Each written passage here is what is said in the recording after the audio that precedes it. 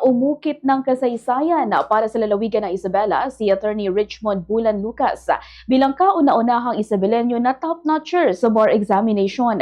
Batay sa resulta na inilabas ng Supreme Court nitong Miyerkules, Enero 7, na-secure ni Lucas ang rank 9 sa 2025 bar exam na may average score na 90.45% na isang malaking tagumpay hindi lamang para sa kanya kundi pati na rin sa buong lalawigan ng Isabela. Siya ay tubong Diamantina, Cabanatuan, Isabela at nagtapos ng Juris Doctor sa University of La Salle, Santiago Incorporated.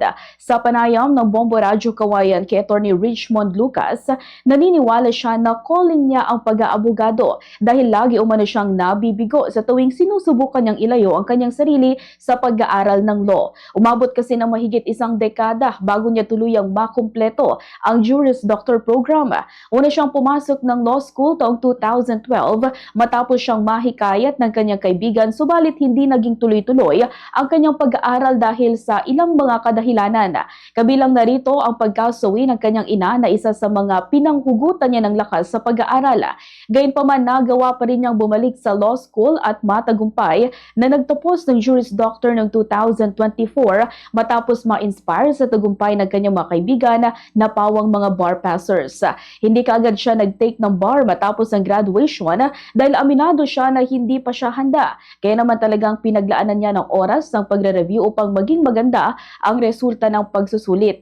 Hindi lubos sa kalain ni Lucas na isa siya sa mga nanguna sa bar exam sapagkat ang nais niya lamang ay makapasa, kaya naman labis sa kanyang tuwa at pasasalamat dahil nagbunga ang ilang taon niyang pagsisikap.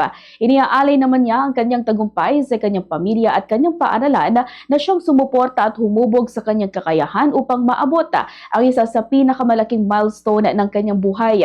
Pinayuhan naman niya ang mga nagdinais ding maging abogado na huwag basta-bastang bumitiw kahit gaano man kahirap ang proseso. Kailangan lamang magpatuloy at samahan ito ng sipag, dasal at tiwala sa sarili upang maging ganap na abogado sa hinaharap. Ganitong bahagi ng pahayag ni Attorney Richmond Lucas. Talaga pong nagbigay po ako ng schedule para po sa pagre-review po. Hindi ko po siya minaliit at talaga pong plinano ko po lahat para po hopefully maging successful po yung maging resulta po. Maraming beses nga na inisip ko nakalimutan na lang po ang law school, pero nararamdaman ko po every time po gagawa ko ng plano, every time po na i-divert ko yung attention ko from law school, away from law school, lagi pong nagfe-fail. Marami po akong ventures na hindi po naging successful at doon ko po na-realize na siguro ito na nga po talagang calling ni Lord sa akin at ito ni Lord na maging isa po akong abogado.